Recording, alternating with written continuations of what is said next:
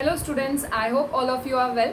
Today in this session I am going to start the new chapter of chemistry, which is chapter 6, combustion and flame. In this chapter we are going to read about what is combustion, how combustion takes place, कैसे होता है, वो सब हम इस chapter में पढ़ने वाले हैं. So let us start with the very first topic of this chapter, which is combustion itself. सबसे पहले हम समझते हैं कि combustion का मतलब क्या है. Combustion का मतलब होता है the burning of a substance in air to release lot of heat and energy. The burning of substance to release heat and light. Heat and light को release करने के लिए जब किसी भी substance को burn किया जाता है in the presence of air, that is known as combustion. मतलब हमारे पास कोई भी सब्सटेंस है उसको हम एयर की प्रेजेंस में बर्न कर रहे हैं. किस लिए बर्न कर रहे हैं? To get heat and light. That is known as combustion. Like we burn coal. हम कोल को बर्न करते हैं, कोल को हीट किया जाता है तो क्या होता है? लार्ज अमाउंट में heat and light energy release होती है. और इसके अलावा पेट्रोल को भी बर्न किया जाता है. There are many substances that are burn in the presence of air to release heat and light. And on that basis कि कोई भी सब्सटेंस हमारा बर्न हो सकता है, मतलब उसका कम्बशन हो सकता है या नहीं हो सकता है. On that basis substances are of two type. The substance that we mention here, these are of two types. What does it mean? That means first type is combustible substance. First one is combustible substance and the second one is non-combustible substance. Non-combustible substance. What does it mean? It means that substances which undergoes combustion. मतलब वो substance जो कि combustion कर सकते हैं, जो कि burn करने पर heat and light energy produce करते हैं, वो हमारे कहलाते हैं combustible substances. But the substances that do not produce heat and light energy on burning are known as non combustible substances. Like stone. अगर हम स्टोन को बर्न करें, firstly it is hard to burn the stone. Secondly, it will not produce any kind of heat or light energy. On the other hand, if we burn paper, petrol, coal, these all are fuels that burn in the presence of air to release heat and light energy. That means दो तरह के substance होते हैं. ये burn in air. These one are burn in air, and these one are do not burn in. It is not burn in air. ये air में burn नहीं होता. Okay, so what we have did right now, but combustion वो process है या फिर the burning of substance to release heat and light energy in the presence of air is called combustion. And combustion के basis पर substances को दो types में divide किया जाता है. First one combustible substance and second one non combustible substance. The substances that burns in the presence of air to release heat and light energy are known as combustible substance. And वो substance जो कि heat light energy air के presence में burn करके नहीं produce करते हैं, वो हमारे non combustible substance. So now we move to the next topic, which is the product of combustion. हमने क्या बोला है? हमने बोला है कि burning of substance. That means कोई भी substance हम उसको burn कर रहे हैं. लेकिन पॉइंट ये आता है कि कोई भी सब्सटेंस बर्न होने के बाद क्या प्रोडक्ट का फॉर्मेशन करता है और क्या हमेशा वो सेम प्रोडक्ट का फॉर्मेशन करता है. So we are going to read about the product of combustion. What are the products of combustion? दो तरह का कंबशन होता है. एक हमारा होता है complete combustion. First one is complete combustion and the second one is incomplete combustion. If a substance gets a sufficient amount of air to burn, क्या बोला है? If the substance gets the sufficient amount of air to burn, मतलब यहाँ क्या मिल रहा है? Sufficient amount of air, or we can say oxygen.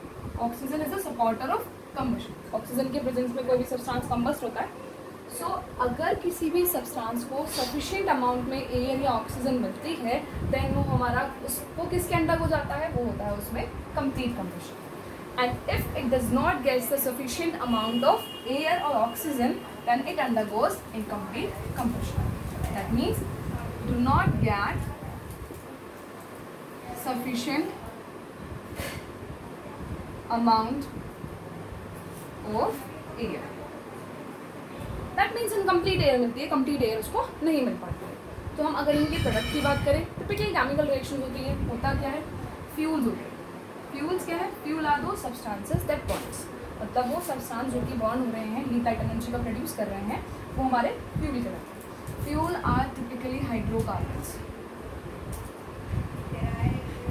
Hydrocarbons का मतलब क्या होता है, hydrocarbons are the chemical compounds that contain only hydrogen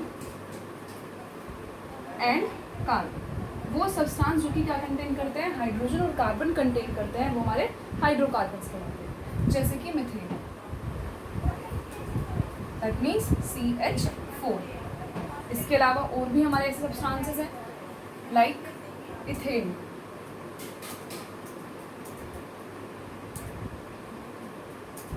CH3 or we can write it as C2H6. There are many more hydrocarbons which are considered as fuel. Basically एक simple से reaction से इन दोनों टाइप के combustion, मतलब complete combustion और incomplete combustion के product को समझते हैं। And the simplest hydrocarbon here is methane which is CH4। Okay, so दो तरह का कंबशन होना है हमारा, एक कंप्लीट कंबशन, एक इनकम्प्लीट कंबशन। दोनों को एयर तो मिलनी है, मतलब ऑक्सीजन तो मिलनी है कंबशन के लिए, तो will get the oxygen, but depends on the amount कि किस तरह की अमाउंट को मिल रही है। जैसे CH4 को अगर सफिशिएंट अमाउंट में अगर ऑक्सीजन मिल जाती है then it will form carbon dioxide H2O and NH2। वो कंप्लीटली किस में कन्वर्ट हो जाता है, कार्बन डाइऑक्साइड रिलीज करता है, H2O रिलीज करता है एंड एनर्जी रिलीज करता है।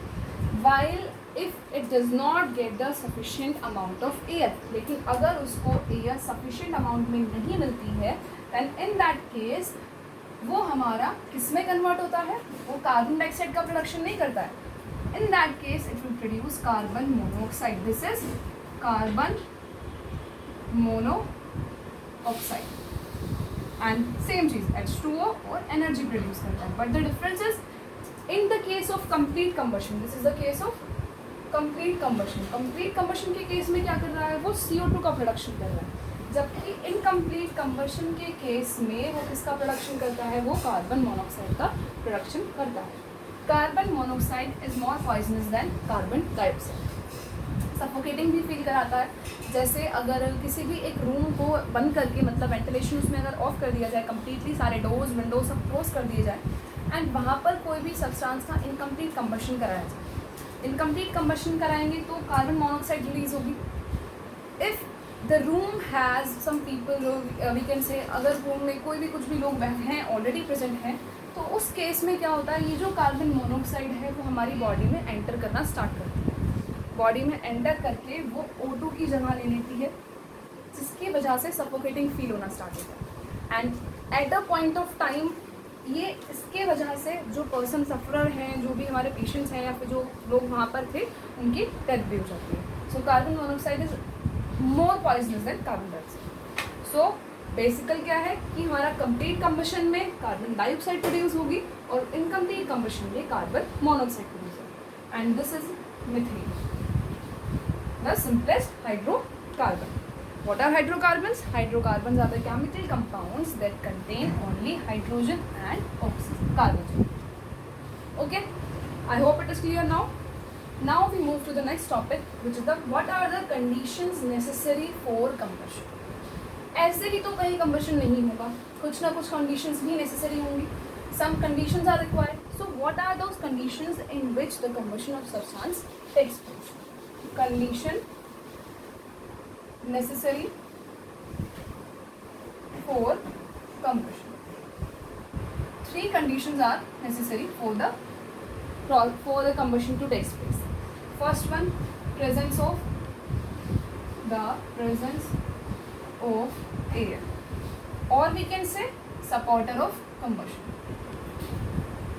Supporter of combustion. Second one is presence of combustible substance, presence of combustible substance. And third one is the minimum temperature, the minimum temperature, minimum or lowest temperature we can say, the lowest temperature at which the substance starts burning. अब हम इन तीनों conditions को one by one समझते हैं. सबसे पहली बात आती है the presence of air. What does it mean by the presence of air? अगर किसी भी सब्सटेंस का कंबशन होना है तो सबसे पहली चीज़ हमें क्या रिक्वायर्ड होती है कि वहाँ उसको एयर मिलनी चाहिए. उसको क्या, किसकी रिक्वायरमेंट होती है? ऑक्सीजन की रिक्वायरमेंट होती है, which is the supporter of combustion. कंबशन को सपोर्ट करती है, मतलब किसी भी सब्सटेंस को बर्न करने के लिए उसे प्रमोट करती है, सो सपोर्ट करती है कि हाँ आप बर्न हो जाइए. ठीक है. Second thing is the presence of combustible substance. हमने कहा हमें कंबशन कराना है. कंबशन कराना है तो सबसे इंपॉर्टेंट चीज़ क्या चाहिए? हमें वो सब्सटेंस चाहिए जिसको हमें कंबस्ट करना है. We either require a substance, मतलब कोई ना कोई हमें एक ऐसा सब्सटेंस चाहिएगा जो कि हमारा कंबशन करता हो. जैसे हमारे पास अगर कोल है तो हम कोल को बर्न करेंगे, तो कोल क्या हो गया? कोल यहाँ पे कंबस्टिबल सब्सटेंस हो गया. Like in case of a building, मतलब अगर कभी भी एक बिल्डिंग में किसी भी वजह से अगर फायर लग जाती है तो एयर तो उसको सफिशिएंट अमाउंट में मिल रही है, लेकिन वहाँ पर कंबस्टिबल सब्सटेंस की तरह कौन एक्ट करता है? खुद वो बिल्डिंग एक्ट करती है. तो second thing required is the presence of a combustible substance. And the third thing required is the minimum temperature or the lowest temperature at which the substance starts burning. हम किसी भी substance को burn करना start करते हैं, हम उसको heat देते हैं. जैसे जैसे हीट देते हैं एक पर्टिकुलर एक टेम्परेचर ऐसा आता है, उस टेम्परेचर पर पहुंचने के बाद हमारा सब्सटेंस बर्न करना, फायर प्रोड्यूस करना स्टार्ट करता है. And that temperature is known as ignition temperature. Ignition temperature is nothing but the lowest temperature at which a substance starts burning in the presence of air. Ignition temperature हमारा वो lowest temperature है जिसमें कोई भी substance burn करना start कर देता है. The lowest temperature at which the substance starts burning is known as ignition temperature. So these are the three conditions that are required for combustion to take place. First one, presence of air or oxygen, that means the supporter of combustion. Second one, presence of combustible substance, a substance should be there which will undergo combustion. And third one, the minimum temperature at which the substance starts burning. Okay, so these are the three conditions. I have experiment to define जो कि हमें prove करेगा कि ये three conditions necessary है या नहीं. हमने क्या किया, हमने एक कैंडल ली, उसको बर्न कर लिया, मतलब कैंडल को उसमें जो फ्लेम प्रोड्यूस हो रही है उसको as a heat source use करें. हमारे पास एक कैंडल है या कुछ भी ले सकते हैं, बर्नर हमारे जो केमिस्ट्री लैब्स में होते हैं. ठीक है. हमने एक पेपर की कॉन बनाई, फिल्टर पेपर ले लिया और उसके इस तरीके से कॉन बनाया, और हमने इसको क्या किया, उस पेपर कॉन को हमने इस कैंडल पे रखा. तो ये जो हमारा पेपर कॉन था वो फायर कैच करता है और बर्न करना स्टार्ट कर देता है. ठीक है, कोई बात नहीं. अभी हमने क्या किया, अब इस पेपर कॉन में हमने वाटर फिल कर दिया. इस पेपर कॉन में हमने क्या फिल कर दिया, इस पेपर कॉन में हमने वाटर फिल कर दिया. This paper cone now it contains water. तो यहाँ पर देखा क्या गया, ये जो हमारा पेपर है इस केस में बर्न नहीं होता, इस केस में उसका कंबशन नहीं होता. तो यहाँ से हमें दोनों में डिफरेंस क्या पता चलता है. In the first case there is the presence of combustible substance which is paper. Secondly, एक टेम्परेचर भी मिल रहा है, पर्टिकुलर टेम्परेचर. हम इस हीट से, जो हमारी कैंडल की फ्लेम से हीट जनरेट हो रही है, उस हीट से इस पेपर को एक पर्टिकुलर टेम्परेचर भी प्रोवाइड करा रहे हैं. And third thing, ignition temperature मिल रहा है. तो first is presence of combustible substance, second is ignition temperature भी मिल रहा है, एंड थर्ड वन एयर भी उसको अपने चारों तरफ से मिल रही है. सो तीनों कंडीशन यहाँ पर फुलफिल होती है.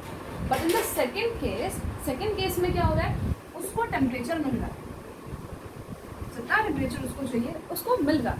बट द थिंग इज यहाँ पर जो टेम्परेचर मिल रहा था वो टेम्परेचर अब ये पेपर यूटिलाइज नहीं कर रहा है। अब वो क्या रहा है, कंडक्शन की प्रोसेस से वो जो हीट है वो उस वाटर को ट्रांसफ़र कर देता है, जिसके वजह से कंबस्टिबल सब्सटेंस को एक मिनिमम टेम्परेचर बर्न करने के लिए नहीं मिल पाता। मतलब इग्निशन टेम्परेचर उसको नहीं मिलता है पेपर को, that's why in this case it will not burn, उसमें कंबशन नहीं होगा। So everything is important, either it is a supporter of combustion, combustible substance, or the ignition temperature. Okay, so this is a simple experiment to prove the necessity of all the conditions. Next thing we come to the another type of substance which are known as inflammable substances. What are inflammable substances? Inflammable substances, वो substance, the substance which catches fire easily और Burns into flame. मतलब simple सी चीज़ है, वो substance जो कि burn करने के बाद फ्लेम का प्रोडक्शन करते हैं, फ्लेम प्रोड्यूस करते हैं, फायर प्रोड्यूस करते हैं और वी कैन से वो हमारे कहलाते हैं inflammable substances. Like petrol, kerosene, alcohol, these are the substances which produces flame on burning. जो बर्न करने पर किसका प्रोडक्शन करते हैं, फ्लेम का प्रोडक्शन करते हैं, वो हमारे कहलाते हैं inflammable substances. Now we will move to another topic which is types of combustion. I hope all of you are getting it. Next topic is types of combustion. Typically there are three types of combustion. First one is rapid combustion. Second one is spontaneous combustion. And the third one is explosion. तीन type की combustion होते हैं, rapid combustion, spontaneous combustion and explosion. What do you mean by rapid combustion? Rapid combustion is that combustion in which the substance has very low ignition temperature. वो substance जिनको हमने heat दी और वो quickly burn होना start हो गया, वो होता है रैपिड कम्बशन। क्विकली एक तरह से हमने पेपर लिया, पेपर के पास हम कैंडल लेके गए, वो क्विकली बर्न करना स्टार्ट करता है। मतलब उसका इग्निशन टेम्परेचर इतना लो है कि वो रैपिडली बर्न हो जाता है। So rapid combustion is nothing but the combustion of a substance at very low temperature we can say. हमने मतलब कम्बशन स्टार्ट ही किया है और वो सडनली बर्न करना स्टार्ट करता है। Spontaneous combustion is something different. मतलब क्या है, हमने सब्सटेंस को रूम टेम्परेचर पे रखा, जो नॉर्मल हमारा एनवायरनमेंट टेम्परेचर है उस पर रखा, और वो ऑटोमेटिकली फायर कैच करता है और बर्न करना स्टार्ट करता है। मतलब हम कोई भी कैंडल उसके पास लेकर नहीं गए, हमने उसको कैंडल से हीट प्रोवाइड नहीं कराई है, without the application of heat वो हमारा बर्न करना स्टार्ट करता है, सडनली वो बर्न होता है, और इसको क्या कहते हैं, हमारा spontaneous combustion. Like white phosphorus. White phosphorus is a substance that starts burning at the temperature of 35 degree Celsius. मतलब बहुत नॉर्मल से टेम्परेचर पे, रूम टेम्परेचर पर भी वो फायर कैच करता है और क्विकली बर्न करना स्टार्ट कर देता है। इसीलिए इस तरह के जो सब्सटेंसेस होते हैं उन्हें प्रिजर्व करके रखा जाता है, उनको ऐसे ही कहीं पर प्लेस नहीं किया जाता। ठीक है। Next one is explosion. Explosion is we can relate with the fire crackers. Fire crackers होते हैं हमारे फायर क्रैकर्स। जब क्या होता है, एक्सप्लोजन का मतलब क्या है, ब्लास्ट होना एक तरीके से। हम जब क्रैकर्स को बर्न करते हैं तो वो सडनली लार्ज अमाउंट में हीट और लाइट एनर्जी प्रोड्यूस करता है। So releases heat and light energy in large amount. Okay, so 3 types of combustion are there. Rapid combustion मतलब वो सब्सटेंस जिनका इग्निशन टेम्परेचर लो होता है और वो रैपिडली बर्न करना स्टार्ट करते हैं। स्पॉन्टेनियस, बिना हीट दिए ही, without the application of heat they starts burning. And explosion when they burst out in the flame, मतलब वो बहुत ज़्यादा फायर क्रैकर्स जब होते हैं उनको हम इग्नाइट करते हैं, मतलब उनको टेम्परेचर देते हैं और वो सडनली बर्स्ट हो जाते हैं, ब्लास्ट हो जाता है। ठीक है। नेक्स्ट बात आती है, हमने पढ़ लिया कंबशन क्या होता है, सब्सटेंसेस बर्न हो जाते हैं, फायर लग जाती है, बहुत सारी चीज़ें पढ़ ली। लेकिन पॉइंट आता है how we will extinguish the fire. हम फायर को कैसे रोकें, एक्सटिंग्विश कैसे करें। सपोज एक बिल्डिंग में अगर फायर लगती है तो उसको कैसे स्टॉप किया जा सकता है। What are the different methods by which we can extinguish a fire. Extinguish मतलब उसको हम रोक सकते हैं, उसको हम ख़त्म कर सकते हैं। सो 3 बेसिक चीज़ होती है। देखो सबसे इंपॉर्टेंट चीज़ हम क्या करते हैं, फर्स्ट थिंग हम नॉर्मल अपनी लाइफ में क्या करते हैं, अगर हम कहीं पे भी फायर देखते हैं तो हम क्या करते हैं, वाटर का इस्तेमाल करते हैं, वाटर यूज़ करते हैं। वाटर से हम उसका टेम्परेचर डाउन करते हैं so that it stops, fire का जो बर्न करना है हमारा, वो मतलब सब्सटेंस का जो बर्न करना है वो स्टॉप हो जाए। लेकिन ऐसा हर केस में पॉसिबल नहीं है। If there is electrical fire के केस में क्या होगा, हम वाटर डालेंगे, जिस पर्सन ने वो वाटर डाला है वो सडनली शॉक फील करेगा और उसको शॉक लग जाएगा। सो हर केस में हम वाटर का यूज़ नहीं कर सकते। So 3 main points are there. First one, by removing the combustible substance. हमारी 3 कंडीशन नेसेसरी थी, एयर का प्रेजेंट होना, कंबस्टिबल सब्सटेंस का प्रेजेंट होना, टेम्परेचर होना। तो एक तो क्या कर सकते हैं, फर्स्टली हम बाय रिमूविंग कंबस्टिबल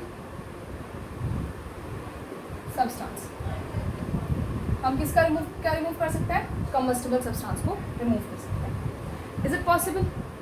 हम बिल्डिंग फायर की बात कर रहे हैं तो क्या हम बिल्डिंग को रिमूव कर सकते हैं, obviously not, we can't remove building.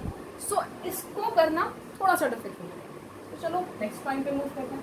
जहाँ किया जा सकता है वहाँ करते हैं, लेकिन अगर बड़े केसेस में देखें, मेजॉरिटी ऑफ द केसेस में देखें, इस पॉइंट को करना, इस पॉइंट को फॉलो करना थोड़ा डिफिकल्ट है।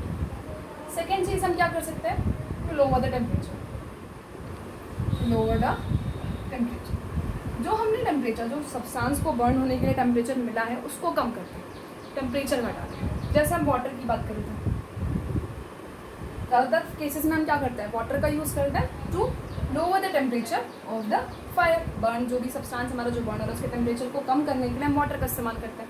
लेकिन फिर हमारा वही पॉइंट आता है, अगर इलेक्ट्रिकल फायर है, अगर हमारी किसी भी ऑयल की और लिक्विड की वजह से कोई फायर है तो वहाँ हमारा वाटर वर्क नहीं करता। इलेक्ट्रिकल फायर में we can get the shock, और ऑयल के केस में हम क्या होता है, ये वाटर है, वाटर के सरफेस पे ऑयल फ्लोट करने लगता है एंड इट स्टिल स्पॉट्स, मतलब वो वाटर के सरफेस, ऑयल वाटर के सरफेस पे आ जाएगा और ऑयल फिर भी कंटिन्यूसली बर्न होता रहेगा। सो ये भी करना थोड़ा डिफिकल्ट है, लेकिन हाँ कुछ हद तक किया भी जाता है। मेजॉरिटी ऑफ द केसेस में ये नहीं करते हैं, माइनॉरिटी में कर लेते हैं, मतलब इसको हम यूज़ कर सकते हैं। And third the most important point is by removing the supporter of combustion. हम क्या कर सकते हैं, supporter of combustion by eliminating और removing, eliminating the supporter of combustion. कंबशन को जो सपोर्ट कर रहा है उसको हटा देते हैं, उसी को रिमूव कर देते हैं। जैसे हमारी ऑक्सीजन थी, उसको सपोर्ट कर रही थी, इसी को रिमूव करते हैं। सबसे अच्छा तरीका होता है CO2 गैस अगर फायर की चारों तरफ ब्लैंकेट के फॉर्म में स्प्रेड कर दी जाए तो O2 की सप्लाई कट हो जाती है। O2 की सप्लाई जैसे ही कट होगी फायर हमारी एक्सटिंग्विश हो जाएगी। For that purpose different kind of fire extinguishers are used. सबसे ज़्यादा मेजॉरिटी केसेस में जो यूज़ किया जाता है वो किया जाता है soda acid type fire extinguisher. इसको हम थोड़ा डिटेल में पढ़ते हैं कि कैसा soda acid type fire extinguisher होता है, कैसे ये वर्क करता है, कैसे ये CO2 रिलीज करता है, वो सब चीज़ें पढ़ते हैं।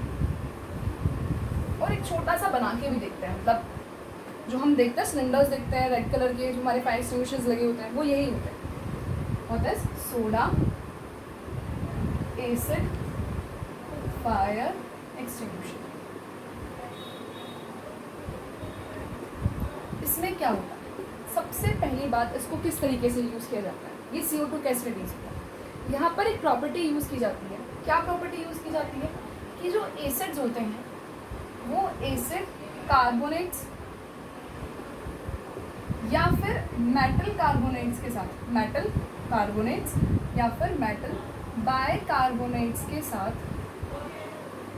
और मेटल बाइकार्बोनेट्स के साथ रिएक्ट करके क्या करते हैं, वो CO2 गैस को रिलीज करते हैं। इस प्रॉपर्टी को यूज़ किया जाता है in soda acid fire extinguisher. क्या करते हैं, इसमें 3 पार्ट होते हैं, bottle, container, we can say knob, 3 चीज़ें होगी, container, second one is bottle and third one is knob.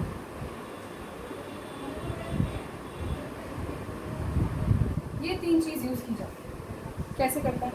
Container में क्या किया जाता है? कंटेनर में अगर हम आपकी बुक का डायग्राम देखें तो दिस इज समथिंग लाइक, ये हमारा सोडा एसिड फायर एक्सटिंग्विशर। इसमें क्या किया गया? एक बड़ा कंटेनर लिया गया, दिस इज द कंटेनर। इस कंटेनर में हम क्या फिल करते हैं? सोडियम बाइकार्बोनेट सॉल्यूशन, ठीक है। दैट मीन्स इसमें क्या फिल किया जाता है? इसमें NaHCO3 को इसमें फिल किया जाता है। NaHCO3 is sodium bicarbonate solution. Secondly, this is the container, इसमें हमने NaHCO3 फिल किया। नेक्स्ट हमारा ये क्या आता है? ये हमारी है bottle, this one is bottle. Container में ये फिल किया है, बॉटल में क्या फिल करते हैं? बॉटल में सल्फ्यूरिक एसिड को फिल किया जाता है, ठीक है। हमने क्या कहा था? हमको एसिड लेना है और बाकी बायोकार्बोनेट या कार्बोनेट लेना है, तो हमने बॉटल में सल्फ्यूरिक एसिड को फिल किया है और जो हमारे पास कंटेनर है उसमें हमने sodium bicarbonate solution that means NaHCO3 के सॉल्यूशन को फिल किया। सल्फ्यूरिक एसिड का फॉर्मूला होता है H2SO4।